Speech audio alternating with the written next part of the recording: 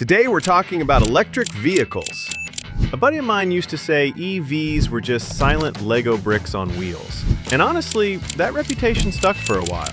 But things have changed fast. The newest generation of electric vehicles is more aggressive, more innovative, and way more explosive than people ever expected. That's why today I'm breaking down the coolest electric vehicles of the decade. Unparalleled tech you've never seen before. So let's jump right in. For years, electric sedans felt like appliances. Quietly efficient, but nothing you'd linger on in a parking lot. The Lucid Air Grand Touring was one of the first to genuinely challenge that. What makes it stand out isn't just the numbers, though 819 horsepower and a 512-mile range are hard to ignore. It's that Lucid actually rethought the whole package from the ground up. The battery technology here is so efficient that they squeezed more range out of a smaller pack than competing vehicles with larger batteries still can't match. Inside, you're not sitting in something that feels like a tech demo. The 29-speaker Dolby Atmos system and massage seating feel like deliberate choices made for people who actually live in their cars daily. Owners consistently mention that it drives smaller than it looks, with real weight and precision through corners. The honest caveat, at $140,000 and up, this isn't a mainstream argument, it's a statement. But as a statement, it absolutely landed. Electric trucks were an easy target for skepticism. The idea of hauling gear or hitting a trail in something battery-powered felt like a compromise nobody asked for.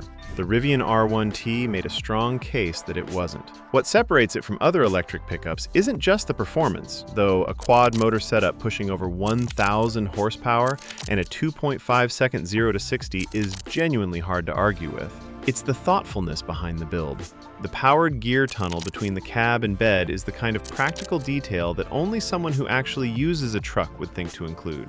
Owners who take it off-road consistently say it handles terrain that would humble most gas trucks, with over 14 inches of air suspension travel and serious water wading depth. It drives smooth on the highway and savage on a trail, which is a combination that didn't exist in this segment before. Realistically though, starting at $75,000, it's priced at the higher end of the pickup market, but used models easily go down to $40 or even $50,000. Next up, something that ditches utility entirely and goes full performance. I've mentioned performance a few times already, but this one takes a completely different approach. It's less about going fast in a straight line, and more about doing things a vehicle this size simply shouldn't be able to do. The Yangwang U8 is a Chinese luxury SUV that most people outside Asia haven't heard of yet, and that alone makes it worth paying attention to. The headline trick is the tank turn. All four wheels spinning in opposite directions so the vehicle rotates completely on the spot. It sounds like a gimmick until you realize it's the result of four fully independent motors, each controlling its own wheel with enough precision to pull that off consistently. The interior matches the ambition. Dual passenger screens, 22-speaker audio, LiDAR-assisted driver aids. Early owners say it genuinely rivals a G-Class off-road, despite weighing over 3,500 kilograms. But let me tell you, at roughly $150,000 in China and significantly more in export markets, availability is limited, which honestly sucks. But I don't think that will be the case for long. A lot of early electric SUVs tried to stand out through sheer size or flashy screens, and most of them ended up feeling hollow, expensive but soulless. The Polestar 3 went a different direction, and that restraint is actually what makes it interesting. The design is sharp without being loud, and the driving character backs it up. Owners consistently describe the cornering as planted and confident in a way that genuinely outperforms similarly priced German SUVs.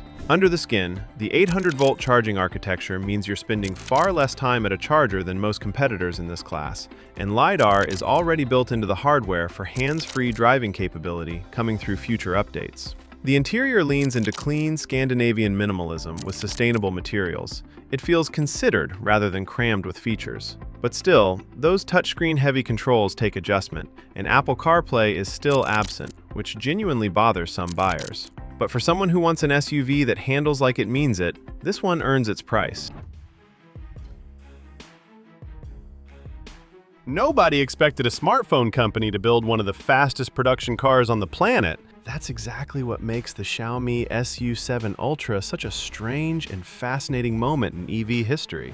The performance figures are almost absurd. 0 to 100 kilometers per hour in under 2 seconds, a top speed past 350 kilometers per hour, and a 0 to 300 kilometers per hour run that takes just 15 seconds, which puts it ahead of established hypercars costing significantly more. But what's genuinely interesting isn't just the speed, it's that Xiaomi developed their own motors in-house rather than sourcing them, which for a brand that was making phones 5 years ago is a remarkable engineering leap. The cabin reflects that tech-first DNA. A 56-inch heads-up display, a rotating dashboard, and deep integration with Xiaomi's broader device ecosystem. Early testers say the acceleration is simply unlike anything they've experienced in a road car. In reality, though, the software is currently Chinese only, global availability is limited, and long-term reliability remains unproven. So, yeah, that's something to consider. If the last entry was about raw speed, this one is about spectacle. And there's a real difference. The Yangwang U9 is a supercar that can literally jump. Not a figure of speech. The suspension system can independently raise and drop each corner of the car with enough force to lift the vehicle off the ground, which BYD demonstrated publicly and on track. That's the kind of engineering flex that makes you stop and reconsider what an electric drivetrain is actually capable of. Beyond the theatrics, the performance is legitimate. A sub 2.4 second 0 to 100, a verified Nürburgring lap in under 7 minutes and 18 seconds, and 500 kilowatts peak charging that gets it back to 80% in roughly 10 minutes. 4 fully independent motors give it precise enough wheel control for tank turns and 3-wheel driving modes. Heck, it recently crossed 472 kilometers per hour on track. What's next, time travel? But jokes apart, at roughly $250,000 and with weight pushing 2,500 kilograms, it sacrifices some pure handling feel for its bag of tricks. But as a statement of what electric performance can look like, it's hard to top. Now, before we get to my final 2 absolute favorite electric vehicles on this list, if you're into no BS breakdowns like this, subscribe so you don't miss the next one. Not ready for that? Totally fine. Just drop a like instead, because that's what helps me know this kind of content is actually useful.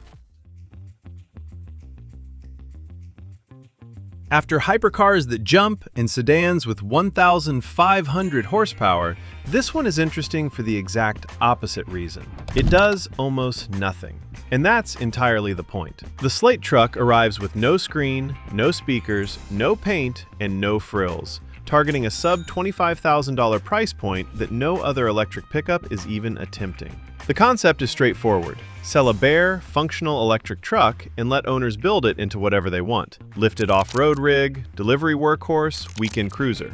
The unpainted body is designed specifically to be wrapped or customized, and a modular accessory system means the same base vehicle can look completely different depending on who owns it. That's a genuinely different idea in a segment where every other manufacturer is stacking features to justify higher prices. There's no air conditioning standard, which, I get, fits their plans, but the modest 240-mile max range and startup reliability questions are real concerns worth weighing. Still, as a concept, an EV that's a blank canvas rather than a finished product, it's one of the more original ideas on this entire list. Speaking of original ideas, most of the vehicles on this list got exciting by adding more. More power, more screens, more capability. This one went the opposite direction and asked a genuinely different question. What if an electric vehicle barely needed to charge at all? The Aptera is a 3-wheeled, 2-seat solar EV with an aerodynamic shape so extreme, it's got a drag coefficient of just 0.13. which, for context, is lower than almost anything on public roads. And the reason it sips energy at a fraction of what a conventional EV consumes. The solar panels integrated into its body can generate up to 40 miles of range on a good sunny day, meaning many owners in the right climate could go weeks without touching a charger. That's not a marketing claim. It's a fundamentally different relationship between a vehicle and its energy source. It's so cool, in fact, that I'm willing to look over the strict 2-person capacity and minimal cargo space. But alas, the production has faced repeated delays, and it remains unproven at scale, though the company's socials are pretty honest with updates as to what's going on behind the scenes. Imagine a car that feeds itself. It's one of the most original things to come out of this entire decade of electric vehicles.